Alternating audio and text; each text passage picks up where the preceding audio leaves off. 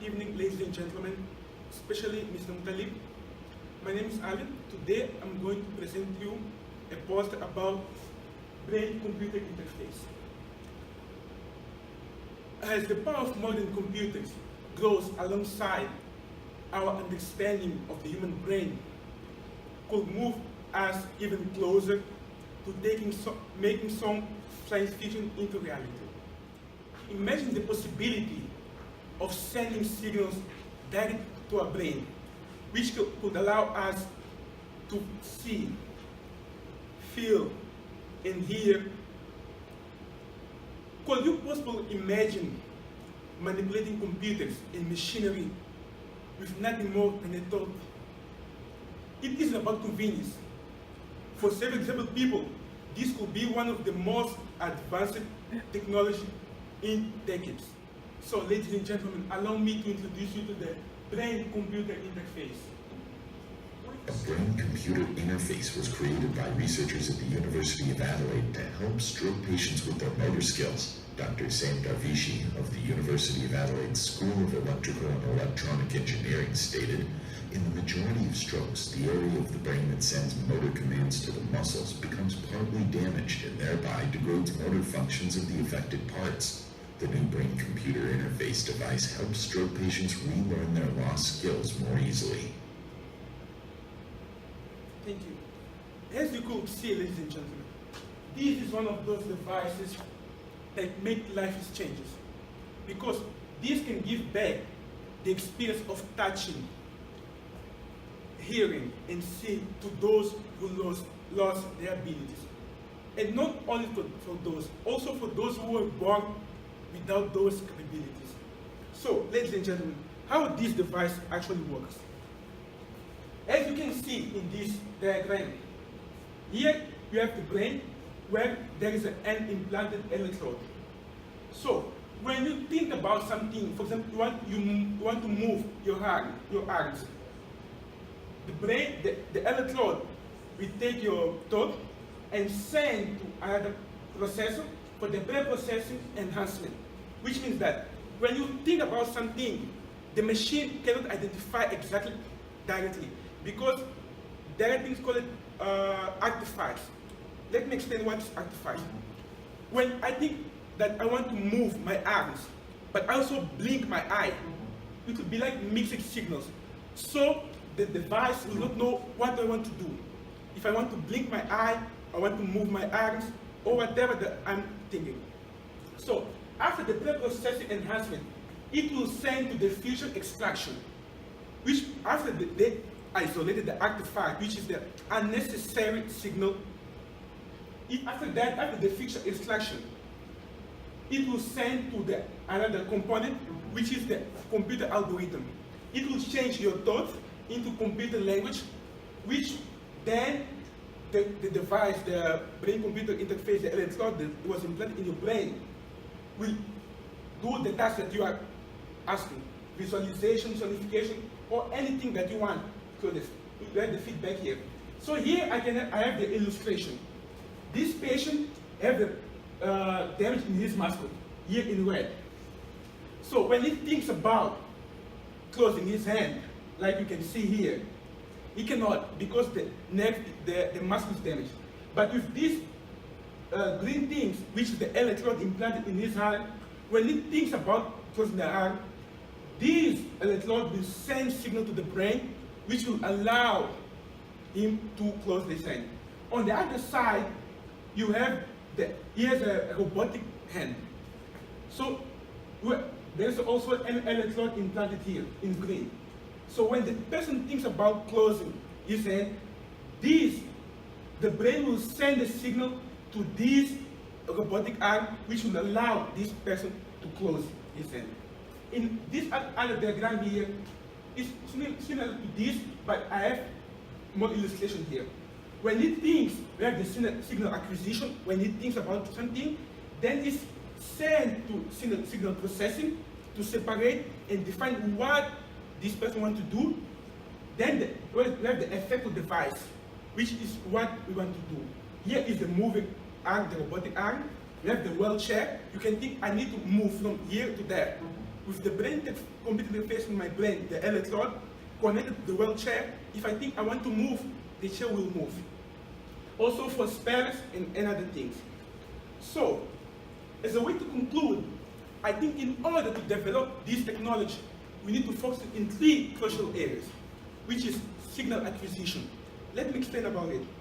Signal acquisition means that the hardware needs to be safe, portable, and the most important, need to be able to function in all environments. Second, more tests need to be made, especially using people with severe disabilities. And more effective environment models need to be widespread and implemented. And last, the day-to-day and moment-to-moment experience or the reliability on the brain-computer interface need to be improved in order to make the reliability in the daily life of the muscle natural. So, thank you, ladies and gentlemen. Do you guys have any question about the topic that I just presented? Over here. From the poster, Yes. what is the difference in the usage between right and left brain? Okay. The left brain, as you can see, is more logical, mathematical. It's for things like seconds, series, or things like that. While the right brain is about imagining, is the artistic side of the brain. That's why you can see many colors. That's why the people who have talent to be musicians, all those stuff, they are right brain. But it's not proven yet. Okay. Thank you. Any other question? Well, this brain-computer interface, is this only accessible for rich people? Because I think it is expensive, right? Yes, it's expensive. It's available for rich people, but not only. If you can manage to get a fund or be a volunteer in the research, you can be able to get one of these devices. But it's most for people with severe disability, not anyone, because there's a misconception that these devices are for mind reading, but it's not true. Any other question? Is Stephen Hawking using this mechanism? Stephen Hawking is using something similar, because he using this because he used to give a lot of speeches. So before, the machine that he had, it was slower. But with the new one that Intel gave to him, they're still in research, but Intel gave to him, he can, when he thinks, the letters comes to the screen faster.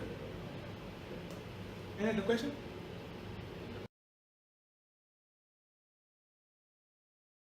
Very good evening to Mr. Mutale and our dear friends. Today, the purpose of my presentation is to talk about how Wi-Fi works. Imagine a world where every light can connect us to internet. Wi-Fi is a high-speed bidirectional network and mobile communication of data using light. Wi-Fi comprises of multiple light bulbs, which forms a wireless network, offering a substantially similar user experience to Wi-Fi, except using light spectrum. The connectivity is evolving. The spectrum now has to accommodate more mobile users. The connected devices are forecasted to increase to 20 billion IoT devices by the year of 2020. It is time to future-proof our networks to enable our connectivity demands of tomorrow. With Wi-Fi, we can utilize the spectrum 1,000 times greater than the spectrum used in radio frequencies. Wi-Fi is now unlocking the unprecedented data and the bandwidth. Wi-Fi is an optical wireless communication. Optical wireless communication includes infrared and ultraviolet communication, as well as visible light. However, the Wi-Fi is unique in that the same light energy used for illumination can be also used for communication. The term Wi-Fi is coined by Professor Hayes at the TED Global Talk back in 2011, where he demonstrated Wi-Fi for the first time. Wi-Fi allows the data transmission just by modulating the light intensities. The light signal is then received by a photosensitive detector. The Wi-Fi the modulation of this Wi-Fi is performed in such a way it is not perceptible to human eyes. The Wi-Fi can work indoors, outdoors, with lights dimmed, and it is not strictly line of sight technology. Wi-Fi technology is LED agnostic, which means it works with many off-the-shelf LEDs. Wi-Fi works simple but very powerful. Let me explain the processes.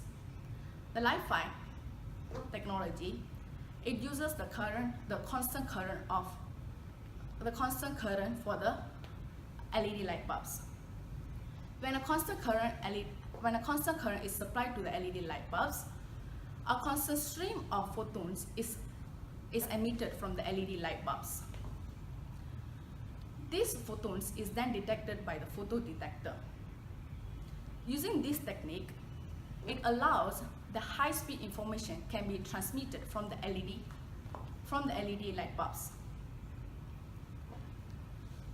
Radio frequency communication uses antennas, complex receiver, and radio circuits, whereas Wi-Fi is much simpler and it uses a direct modulation method which is similar to those used in low-cost infrared communication devices such as the remote unit control.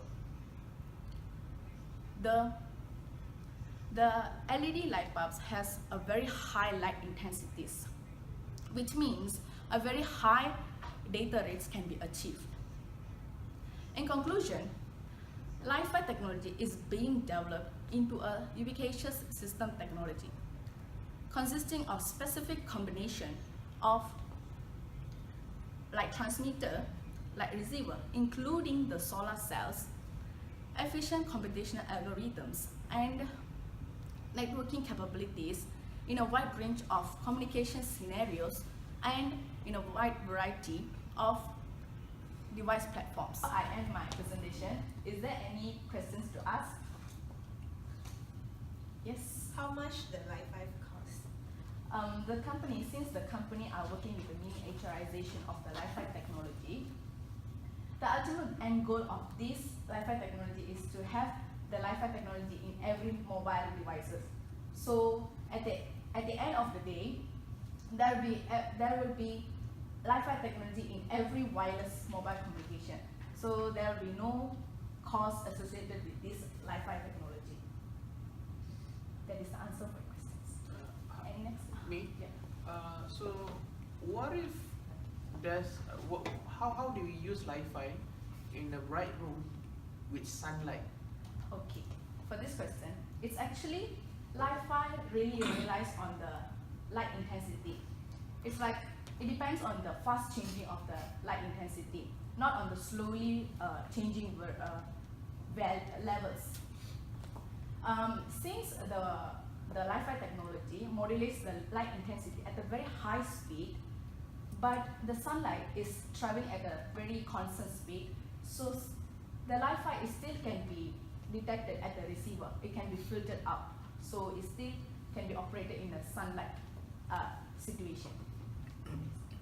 Any questions? Yes, I'm curious how Wi-Fi is more secure than other wireless technology. Okay. Wi-Fi, it actually can be shut down with our physical spaces. It can be shut with our doors, windows, and some physical barriers, and some adjustment can be applied. It's like allowing a situation that can shut the doors for the data. It must be understood that these security protocols can be leveraged in Wi-Fi system so that it can be more secureable than our other Wi-Fi technologies. So is there any other questions? No, I'm good. So I'm Yap Poh Ping ending my presentation. Thank you.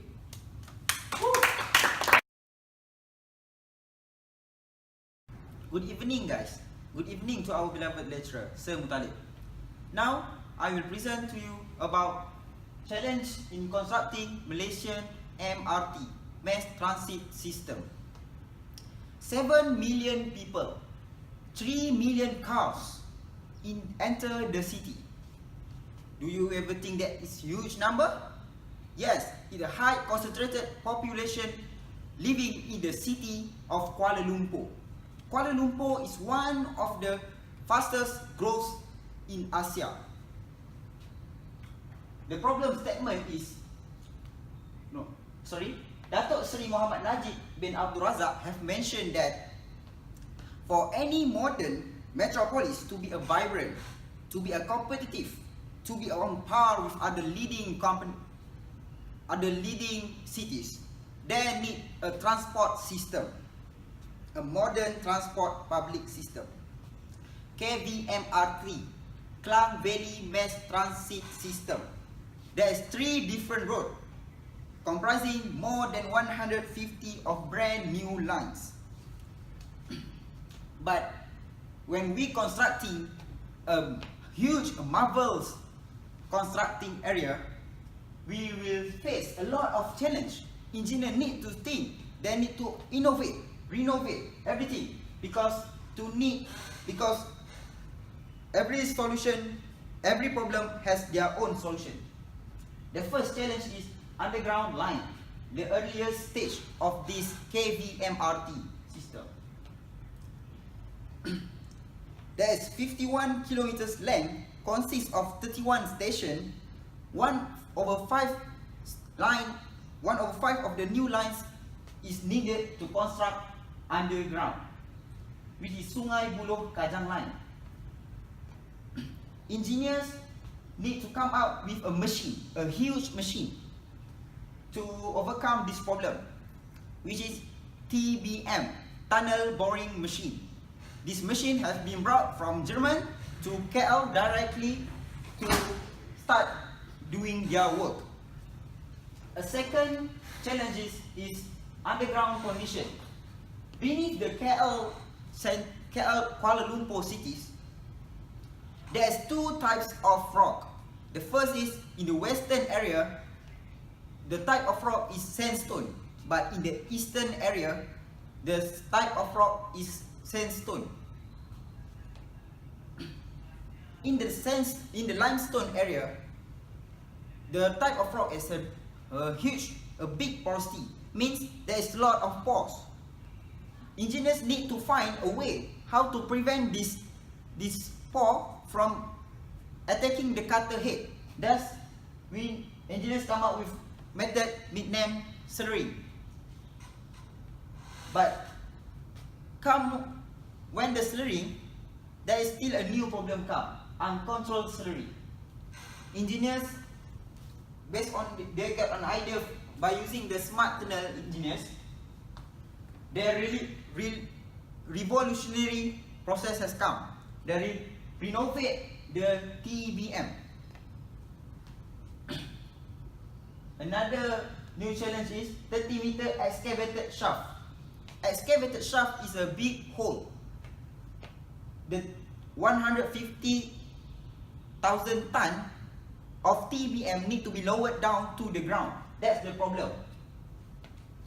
Plus, there is a huge area that contains a lot of building. People or engineers need to think how they can do the process of constructing without damaging the period. They do blasting, and when they do blasting, which means explode the area, they put a giant barrier to make sure the wave or the explosion wave do not fly over from the area of construction. I will give you some idea. When we constructing a skyscraper, we can see what happened, we can see what problem can we face. But when constructing an underground challenge, we can't see that. Engineers has come up with sophisticated sensor. They will see what in front of the ground, what in front of the cutter head. Okay. Now the disaster site. At the disaster site, because of the very huge area of limestone, the slurring have come out with a disaster site, become a sinkhole, and people start for wondering how they can live because there is lot of sinkhole. So engineers ask all the living people in the area to move out from the area, and then they need to find a new challenge. They need to find a new site. Thus, new strategy has come out. And the second last is sensitive structure. In the January 2011, the TBM has come from the Samantan route to the Museum Negara. At the Museum Negara, there's a lot of nationality, a lot of old but they have a valuable building structure. Thus, we need to make sure that those buildings do not collapse. Thus, workers need to do some survey. And the last one is distinct geology. After the museum geology, after the Museum Negara station, they start to enter a very steady type of rock, which is sandstone. Sandstone is very good rock. It's a good type of rock because there is not a lot of pore. So, to make sure there's not losing a lot of cost or expensive, so they reconstruct the TBM to make sure it's only used for the to drill the rock. Okay, that's all for the challenge in constructing Malaysian transit system. Thank you. Alright, now I will continue to Q&A session. Is there any question? I have one question, sir. Actually. Alright, what's that? So, can you elaborate more about the VDM? Oh, VDM. Yeah, VDM, that one. Alright, I will explain to you using my prototype. This is variable density machine. That stands for VDM. Alright, the cutter head will make sure the consistency of the slurry, and this back end of the VDM will control the mud flow. Right, that's all that I can talk about the VDM. Is there any question? Okay. Alright, if there is no other question, I end up my presentation. I, Muhammad Shahrizad Arifin. Thank you.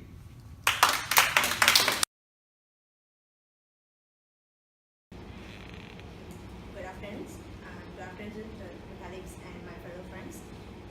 My name is Yap Yi Lian, and today my title is Fish Farming Waste Transforms into Nanofiber.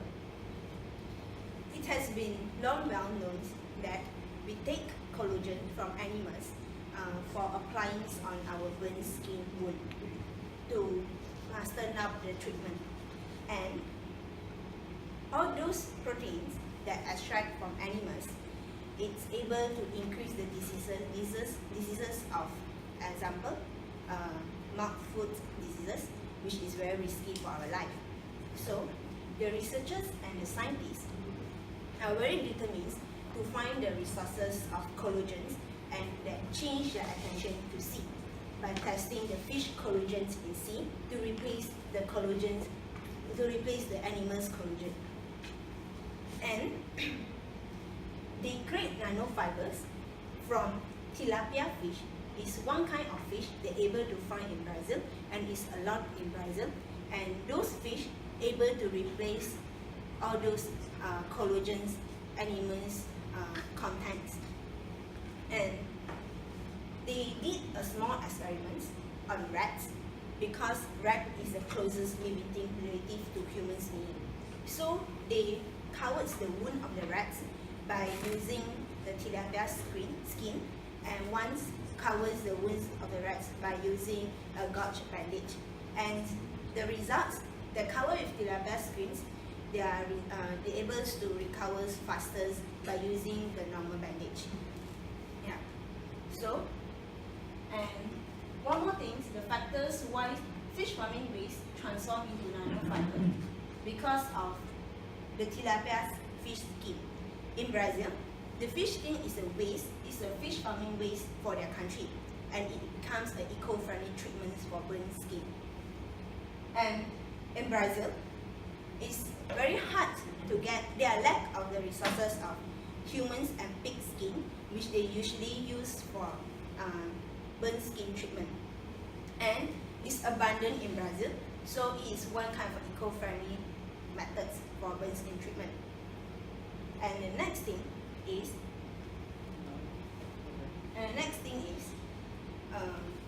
second and third degree of burns is very painful for human being and even lead to death. And this thing is very dangerous for our life, and they usually, how to treat it, we usually use a gauze cream bandage, and which is very painful because they need to change every time. And tilapia skin able to reduce the pain by using the natural treatment. And one more thing is, the scientists at Federal University of Syria in northern Brazil found that tilapia skin have 3 characteristics which able to replace the normal collagen. First, the moisture. Second, the high collagen. And third, the resistance for diseases. And next, we move to the technical part. Right. The technical part. In this study, tilapia skin collagens, it worked with nanofibers in tilapia skin, and they developed the wounds for the wound dressing. First, the collagen sponge was composed at least 2 apatites and denaturized temperature 44.99 Celsius. And then the contact angle must be 21.2 degrees. The tensile strength is 6.72 plus minus 0.44 megapascal, and the weight loss temperature for collagen nanofibers is 300 Celsius respectively. I'm talking about the biological specific, how it works, right? And third, the nanofibers could promote the viability of humans' keratinocytes and human dermal fibroblasts. And nanofibers is able to accelerate the migrations of keratinocytes with the expressions of matrix, metalloproteinase, and transforming the growth factor. This is very important because it's transforming the growth factors to see how fast it recover. And then the nanofibers could upregulate the proteins level of fibroblasts with 2 contacts. First is direct, second is the growth factor, which is able to secrete from keratinocytes and thus facilitating for the formation of collagen fiber. And the collagen nanofiber is also able to stimulate the skin regeneration rapidly and effectively in vivo. So, in those biological effects could explain that the contributions from the bio-extracellular cell matrix structure and multiple amino acids of collagen's nanofiber. So now I'm going to talk about the technical part about how it runs the treatments and the process. First, it will remove the skin, the muscle, and the toxin and the distinct smell. So how it removed?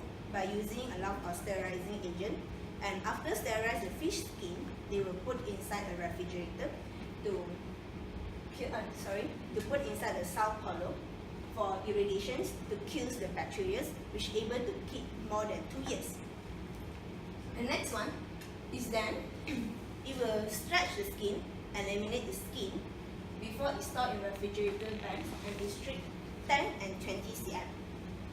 And then it is still flexible and able to move around the wound. And if it's a very serious case, it will be need to change the tilapia fish skin on the wound, but it's not as frequent as the damage as a gauze bandage, because tilapia skin is more the collagen is more higher, and one more is easier to take off and to recover compared to gauze bandage and be able to relieve pain. And the fifth step is it will place over the person's damaged skin for 11 days. Now the average days for the treatments is 11 days, and the last step is the doctors will remove the scaly fish skin by using a petroleum gel. So, what is the advantage? First, the advantage is it's able to reduce pain. Second, it is inexpensive because it is a fish farming waste. Third, it's able to keep up for 2 years. And fourth, it has the high amount of intentions and resistance greater than human skin. Why do you say so? Is because of the nanofibers contains in tapioca skins and the high collagens contained in it. And then it has high decrease of humidities and reduce the risk of infections, which able to replace the collagens from mammals. And here is some cases that happened in Brazil. This is how they store and how they slice the skin fish with a waste farm. And it's not only for adult, it's also for baby. It's able to cover the baby wound and it's not harmful for baby also. And this case is one of the car mechanic. He got burned and he tried to go for treatment by using fish skin also, especially tilapia. And this is, you can see the transformation from the girl treatment process. She is 36 years old and it's because of explosion, and doctors recommend her to use those kind of treatments. And here is some of the wounds and you're able to see. Yeah, that's it. Before I jump into the conclusions, and now is the Q&A section. So anyone have any question? I have a question. Yes. Why do we use tilapia fish skin instead of other fish skin? Because in tilapia fish skins, they have a specific nanofibers and have high collagens, which are able to replace the normal mammals collagens. That's why tilapia fish skin is the best choice rather than other skin. Fish skin. Yeah. So, any more? Yeah. When did this actually eco-friendly skin fish treatment was actually first started? Is quite new, and the news came out in 2017, which just invented, and it's already tried on 57 patients and is successfully for the treatment. Yeah, they went successfully. The last question. You mentioned that it's expensive. Can you elaborate a bit more? Why is it expensive? In expressing, it's because of it is a fish farming waste, and one more thing is per applications is cost lower 75% rather than the traditional treatment. Thank you. Hi, hello, and assalamualaikum. My name is Haiqal Fouzi, and I'm going to share about a new technology, which is biotechnology, genetically modified food, or the acronym is GMF. So, do you guys ever wonder if we cut an apple into half and it would stay fresh up to a month? Is it possible? Yes, it is, with the help from genetically modified food. So genetic engineer plays a huge role in this situation where they modify the genetics of some certain foods to make it more resistant to some diseases or some like we call as bad traits. So before I delve into deeper about how genetic engineer actually modified the genetics, so we should know what is DNA itself. So DNA, in a scientific term, it is called as deoxyribonucleic acid, which contains all the information of the organism itself. So actually, the DNA is being modified by the genetic engineer. But what is actually GM or genetically modified. Actually, generally speaking, GM is actually the organism, which is either plants, animals, or it can be microorganism, which undergoes several alteration of its genetics, such in a non-natural way, which is like they do this in the lab instead of natural things. Okay. So the first genetically modified food was commercialized by Calgene, which is a company in California, which they successfully commercialized a product named Flavor Saver, or can be easily pronounced as Flavor Saver, which is the slow degradation or the slow ripening process in a tomato. Yes, it is a tomato. So the tomato is the first genetically modified food that enters the market in 1994 by Calgene. So actually what Calgene does is they modify the genetics of the tomato to make it delay its ripening process. So as the ripening process delayed, so the tomato will be slower. The rate of the tomato become more softer, become more slower because of the delay in the ripening process. Actually, when the fruit ripes, it getting more soft because the cell inside the fruit actually degrades because of the production in ripening enzyme inside the fruit. So Calgene has successfully re-engineered the genetics of a tomato to make it delay its ripening process. So without further ado, I would like to proceed to how do they actually modify the genetics of some organism. Okay, so the first step is actually to determine whether genetic modification is the most effective way to solve a past problem. So if the plants have bad traits such as it is not pesticide resistance, or like it have a lower antioxidant level, or either it produce much more smaller fruits. So with that problem, we can use genetically modified solution. So if other than that, we can use the normal crossbreeding, which is we let two plants mate each other so that it will produce a much better genetics, right? So the next step is actually identify the bad genes that involved in the plant to solve the problem. So I have here this is the genetic sequence of plant A and plant B. So as we all can see here, plant A have three genetic traits, which is lower antioxidant level, high resistant to pest, and also have big fruits. So the bad genetics that we want to remove from plant A is actually the low antioxidant level. So if you take a look at plant B here, it have a higher antioxidant level and not resistance to pest, and also it have a smaller fruit size. So the smaller fruit size traits and also the non-pesticide resistance trait is the traits that we want to remove. So I proceed to the next step, which is remove the trait from the donor organism, then implant the genes into the recipient plant.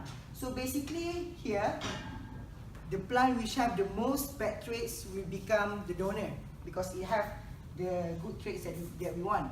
So basically plant B is the donor and plant A is the recipient. So genetic engineers actually bombarded high-speed particle bombardment on the genetics of plant B to actually remove the good traits from plant B and then remove the bad traits from plant A and then attach the good traits from plant B to form another new organism which have a higher antioxidant level and higher resistant to pests and also have bigger fruits. So the last step is obviously we plant the seed that was successfully managed to get from the genetically modified genetic engineer. And then with that, we can know whether our genetic modification successful or not. So there's some advantage and disadvantage of genetic modification. So the advantage of genetic modification is actually it will improve the shelf life, pest and virus resistance, and also rich in nutrients. So much more higher risk in nutrient is one of the advantage of genetic modification. So the disadvantage actually the pesticide industry could have a huge loss in their business because of the genetic modification plants, genetically modified plants, is actually more pest resistance. Hence, as a conclusion, genetically modified food is no longer a harm to human race as it can sustain a better food production in the near future. Thank you. Before I end my presentation, do you guys have any questions? Okay, you, Mr. Rafi. Okay, so just now you mentioned about the shelf life, but what is it actually? Okay, shelf life. It is actually the lifespan of some certain food in room temperature. So that's just the literal meaning of the shelf life itself. Right. So okay. Okay. So any other questions? We're good. Good? All good? Alright. Thank you. Right, good morning to everybody and also good morning to Mr. Mutalib. The year 2011, the place Tech Global Talk. Where? Edinburgh, Scotland. This is where Professor Harold Hayes has introduced to the world about the idea that light can transmit information. With this, he at that time was the leader and the monitor of device communication in the University of Edinburgh. He and his team has done a project that is called D-Light, about a study on how to manipulate light so that it can transmit information and data that we want it to transmit. This study is what we call as VLC, Visible Light Communication Study. And it has reached its pinnacle point when it is finally introduced to the world at the Tech Global Talk. This study leads to the technology that is called as Li-Fi. Li-Fi is an acronym that is named light with light fidelity. Light fidelity is a process in which light is used to convert something that is real into a simulation, and in our case, using our devices.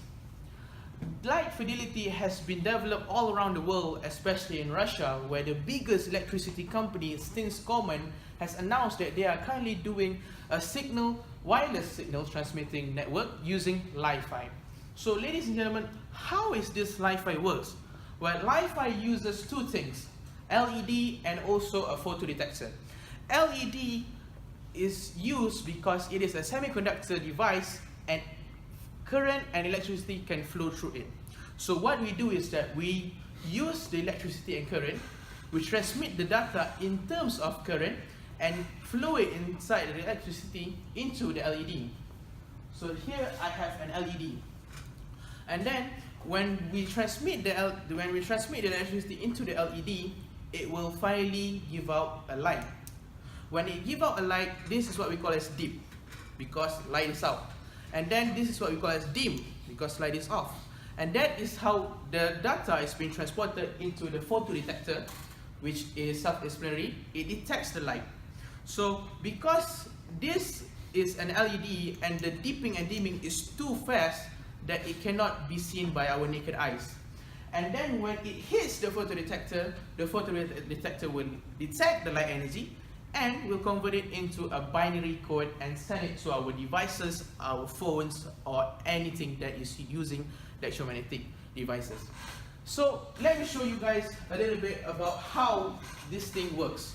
So first we have our LED, and this is when the electricity has already been transmitted into this LED device, and finally it is now seen as dipping all the time. Even though it's dipping and dimming, but our eyes cannot see the difference. And then when it hits the photo detector, Li-Fi uses visible light communication. the video starts to play because finally there's something to be transmitted and binary codes is transmitted to the video. But then when I close the light, there's no video because there's nothing being transmitted into the device. But when I reopen it again, Li-Fi uses visible light communication. it starts to replay again.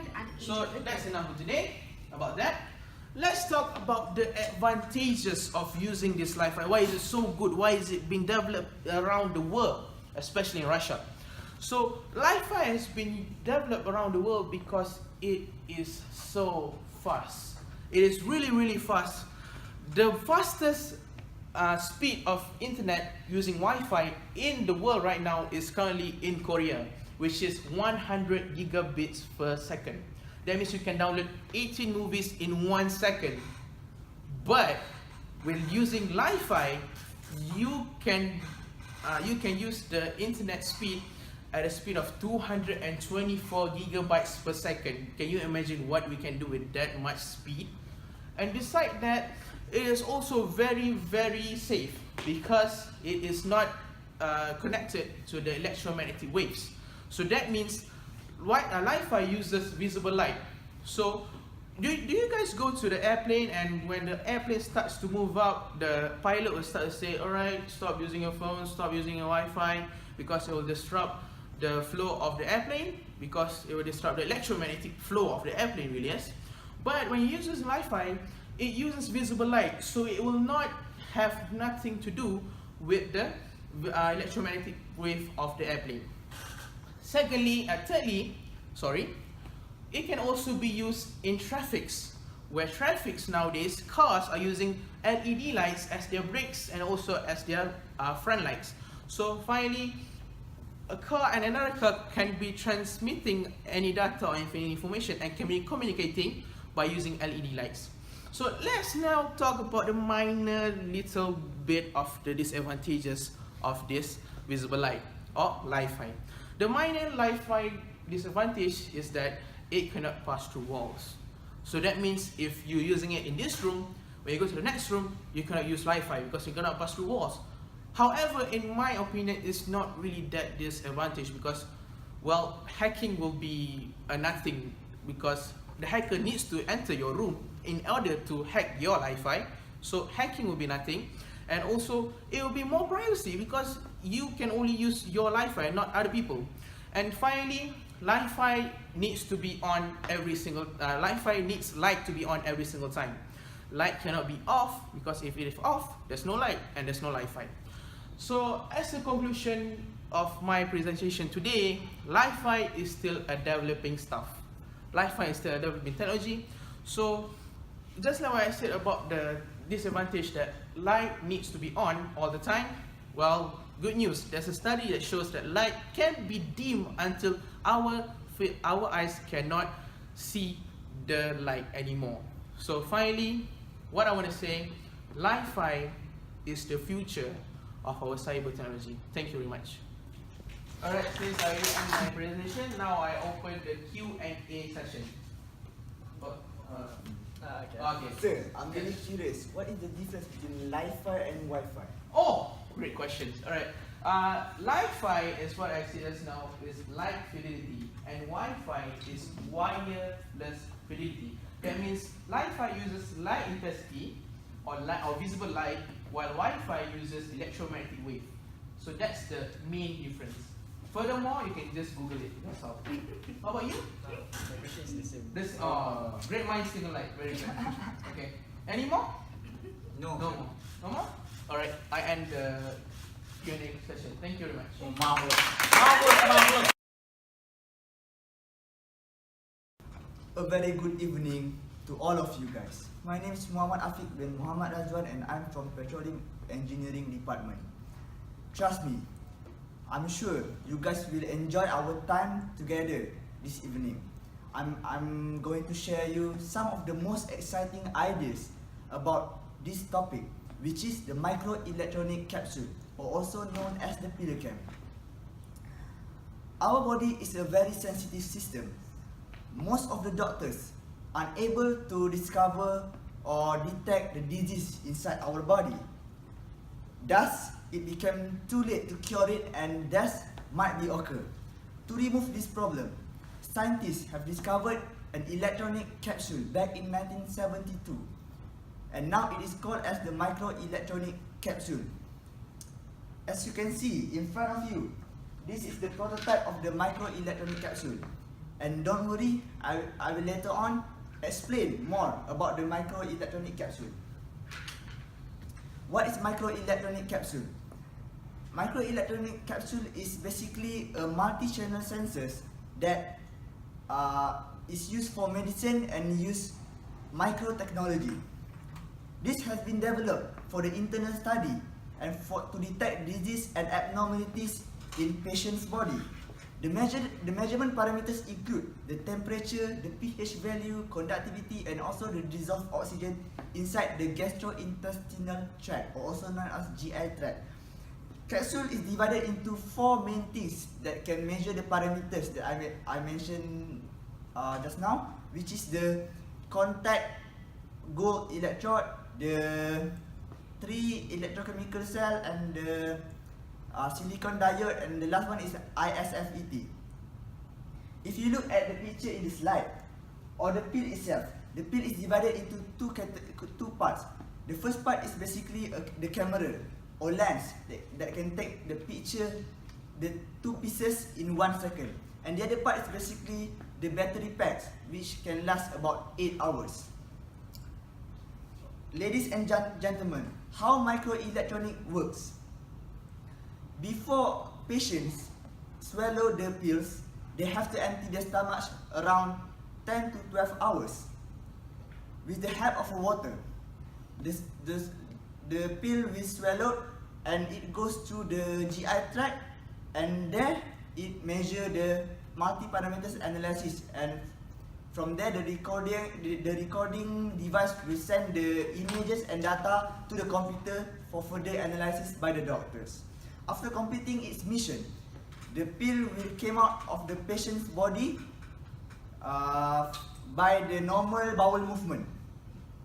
For your information, the size of pill is around 16 mm in diameter, 55 mm long, and weigh around 5 grams. This whole process is known as the CE. CE is a way to record for use in. It's a way to record images, data in the GI tract for use in medicine. The primary use of this study is actually to examine the small intestine of the person's body. And now let's proceed with the advantages of using this method instead of other method. First, it is easier to detect diseases, abnormalities in GI tract. So that's why doctors prefer to call it as the magic pill of healthcare. Besides, the pill is adaptable in corrosive condition. That's why we don't need to worry about the condition of the pill anymore. Other than human body, the pill can be used in industries, for instance, to detect the water quality and to inspect the pipelines. This pill uses programmable standby mode, so that's why the power consumption is very low. Due to its small size, it is easier for the practical usage, as one can just swallow it and the process will start. The last, the pill produce zero noise interface due to the short transmission length. Ladies and gentlemen, let's go to the disadvantage of this pill, or we call it as the dark side of this pill. First of all, this pill cannot perform ultrasound or impedance topography. Second, it cannot detect radiation abnormalities in the human's body. Besides, people with cancer and chronic inflammation cannot use this type of technique because this technique cannot detect radiation abnormalities. For your info, this pill is very expensive and they can be found in certain countries. So if you guys have small babies, I will not recommend you guys to bring your babies and to use this technique, because it is although the size of the pill is very small, babies can't yet to digest this small size of pill. I think that's all for my microelectronic pill. I will open the question to the audience. So do you guys have any question for me? I have one question. Okay, yes. So what if suddenly the pill stuck inside the small intestine of the patient? Okay. How does the doctor know the location of the pill? Alright, so there is a device like a GPS in the capsule. So basically, based on the time shown in the computer, we can know the exact location of the pill inside our body. For instance, if the computer shown in if the time shown in the computer is around 5 hours, so the doctor will approach the pill from the lowest part of the body rather than the upper part of the body, because you know the pill will slowly move in your GI tract around 8 hours. So basically in 5 hours the pill is nearest to your lowest part of the body. Is there any question for me? How long can the capsule be inside body? Okay, like I said before, the capsule is around 8 hours in your GI tract. So from the moment you swallow the pill will go through your GI tract around 8 hours only. So after 8 hours, the pill will store in your colon, and from that colon it may take another day or another hours to go out from through your normal bowel movement. Thank you. So is there any more questions? No. Alright, thank you. Assalamualaikum warahmatullahi wabarakatuh, and good evening. My name is Muhammad Rafiuddin Rahim, and let's talk about the ultimate desk setup.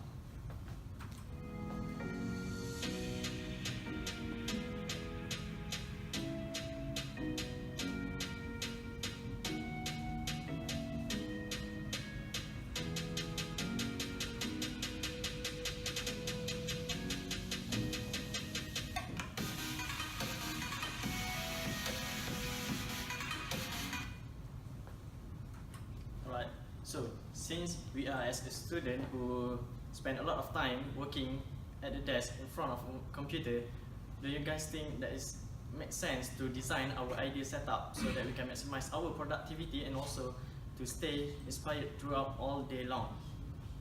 So that's why today I'm gonna share a bit about the way on how to set up a proper desk setup. And the first step is the most simple, the most obvious thing, which is to clean up your desk. Make sure you guys wipe it down at least once a week, so that your desk will stay clean. And also don't forget to equip an appropriate desk which has a large work area, so you guys can spread things out and prevent from being cramped. The table also need to be affordable.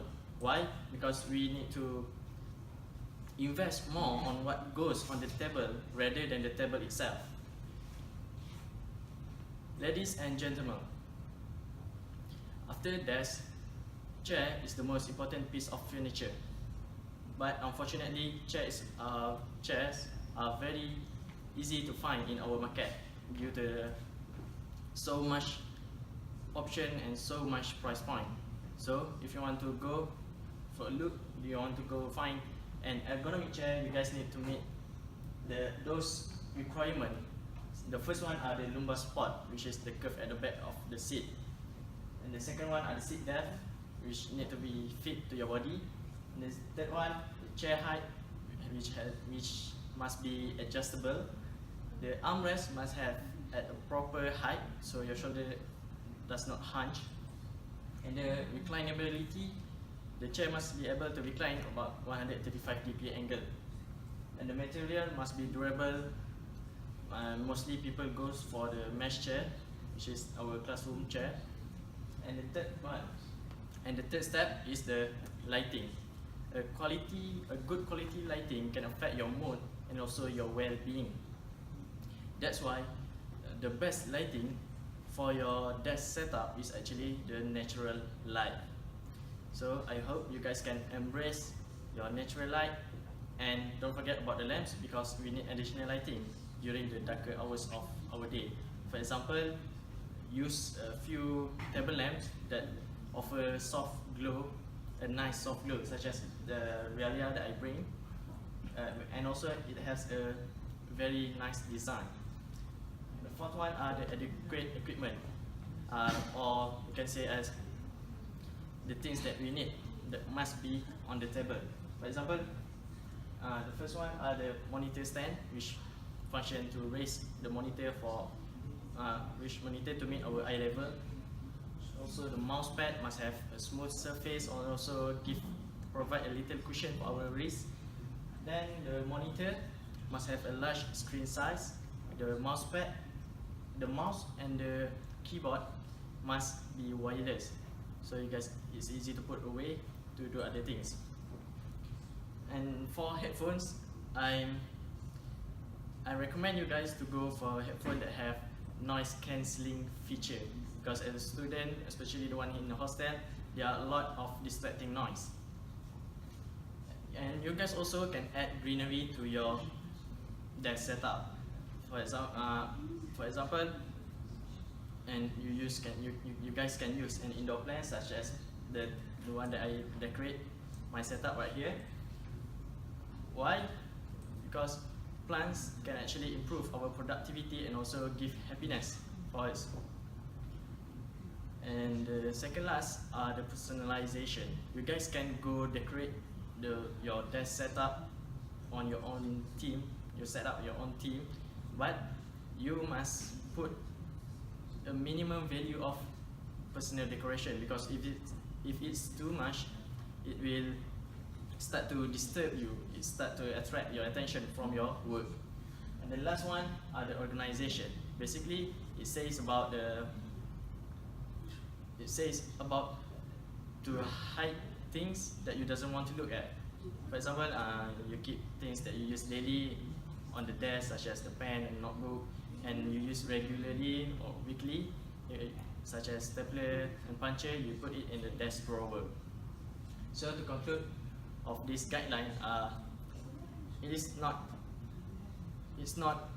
there are no correct way to set up a desk, but if you guys are searching for ideas, this guide is full of them.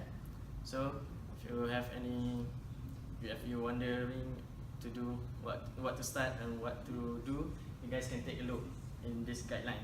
So I hope that the tips that I mentioned earlier can help you guys to improvise your current desk setup. And by the way, if you guys look at the board, this is actually an infographic that tells the summary of what I'm telling earlier, but in the form of a graphic. So I think if you guys have any question, you can ask me.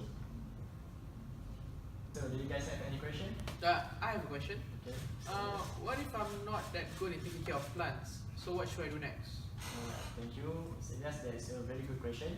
So if you guys don't know how to take care of a plant, you guys can use a low maintenance one, which is the plant that I bring earlier, which is the air plant or the cactus, or even the aloe vera. So I hope that's answer your question. Yeah, thank you. Okay. So if there is any other question from you guys? Okay, so No. Okay, no. No, sir. I think that's all. Thank you. Okay, so before I end my presentation, I would like to show you a short video clip about a man who used to have a messy desk, but now after the guideline, follow the guideline, he get a very nice office.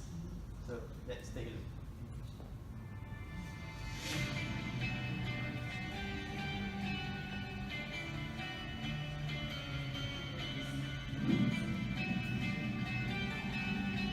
So guys, that's it for my presentation. Thank you for listening, and thank you very much for being a good listener.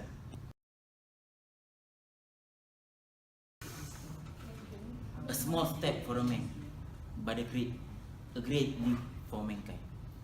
So in 1960, the National Aeronautics Space Administration, or widely known as NASA, has managed to send people into space. At that particular moment, space exploration was no longer a dream. However, new problem rise, which is the food. Does we have food in space? Can we consume food in the space? So that is where space food come to play. So basically, what is the definition of space food? What is the meaning of the space food itself? So space food is any food that is consumed and processed for the usage of the astronaut in the outer space. So the space food must also can supply sufficient amount of nutrient to the astronaut in the space. So basically, the major difference between the space food and the regular earthling, the regular earth food is basically the space food must be handily done in a microgravity environment. So what is microgravity environment? Microgravity environment is any circumstances where the effect of gravity, I repeat, the effect of gravity is at its lowest. So at this particular moment, a small food, as small as a background, can cause a major outbreak. The background may be stuck into the valve or floating aimlessly in the space. So basically, how far has the space food transformed throughout the year? What are the challenges in transporting, packaging, and selecting the food itself? And that's my all-time favorite, Mexican, still tastes the same whether it is on Earth or it is in the space. So, all these interesting yet mind-blowing question will be answered throughout my entire presentation. So, moving on to the next topic, which is the history of space food.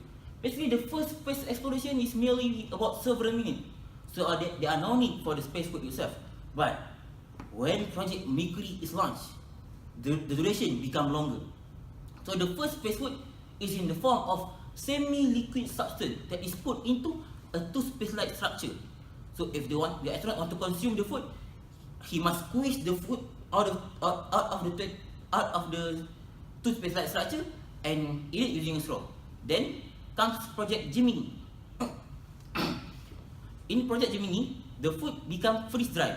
What is freeze-dried actually? So freeze-dried is all of the water is removed from the food to prevent the growth rate of the microorganism in the food. So the food can last longer. Then come Project Apollo, the first man to land into the space, Neil Armstrong. So basically, in the Project Apollo, they introduced the first utensil to ever use in this space, which is the spoon bowl. However, space food really entered a new era, a new realm in the year 2006. Basically, nowadays, astronauts has the privilege for their food to personally cook by celebrity chef. So, my friend, if you want to drop out of engineering course and enter and become an astronaut, don't worry, your food will be personally provided by a celebrity chef. So, that is the evolution of space food itself. So, how can we make the space food last in the space? By using packaging technology. Imagine, if there are no packaging technology, the timeline, the lifetime of the food in the space is the same as it is on Earth. So on Earth, a food merely can last only over a day, a week almost. But nowadays, space exploration may be reaching 1 month in the space. How can we make sure the food lasts for a long period of 1 month? So as I mentioned earlier, the three main packaging technology is the IMF, the thermostabilized food, and the irradiated food. So the first one, the IMF or intermediate moisture food. I repeat, intermediate moisture food.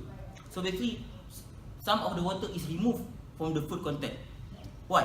Because we want to make sure the texture of the food remain intact by removing only some of the amount of water in the food. So the example of the food that can be prepared using this technology is the peach and dry apricot. Next is the thermostabilized food. In the name itself, we can see the term thermo, which is somewhat related to heat. So in this method, the food itself is cooked and heat into certain temperature. Different type of food must be heat until different type of temperature because of its component, the food component itself. So when the food is heated in high temperature, the pathogen, the bacteria, and the microorganism in the food will be killed. So it will enhance the lifespan of the food that is used by the thermostabilized method. So the example of food that can be prepared using this method is tuna. Next is the, should I say, the most advanced technology, which is the irradiated food. In this method, the food is cooked and placed into a oxygen-free packet that is exposed into gamma ray or electron beam. Gamma ray and electron beam. Then, so this is to kill all the microorganisms in the food and prevent any further growth of the microorganism. So the lifespan of the food is, so I say, the longest compared to all food packaging technology. So before I end my speech, I end my presentation, the space food is the main has a main contributing factor throughout the space exploration technology. So without space food, if there are no space food, there are no space exploration. I repeat, if there are no space food, there are no space exploration. So my name is Muhammad Syaril. Before I end my presentation, I open any question. Anything that you don't understand, you can ask me. Me. Yes. Just now you did mention that the food are exposed to gamma rays, isn't it? So, is it safe to be consumed? Well, it's actually a really big question. What's your name again? I mean, yes. Yeah, a good question. I'm taking Petroleum engineering now. Yes, thank you. So basically, it's a kind of a food packaging technology, irradiated food, right? Although it is being exposed to gamma ray and electron beam, it has already been deemed safe by WHO. Oh, the other name is World Health Organization. So never mind, you can consume it any more than you want. Yeah. So do you guys have any other question? You are Mr. Rafi, right? So I think that's all for today. So my name is Muhammad Syaril. Thank you.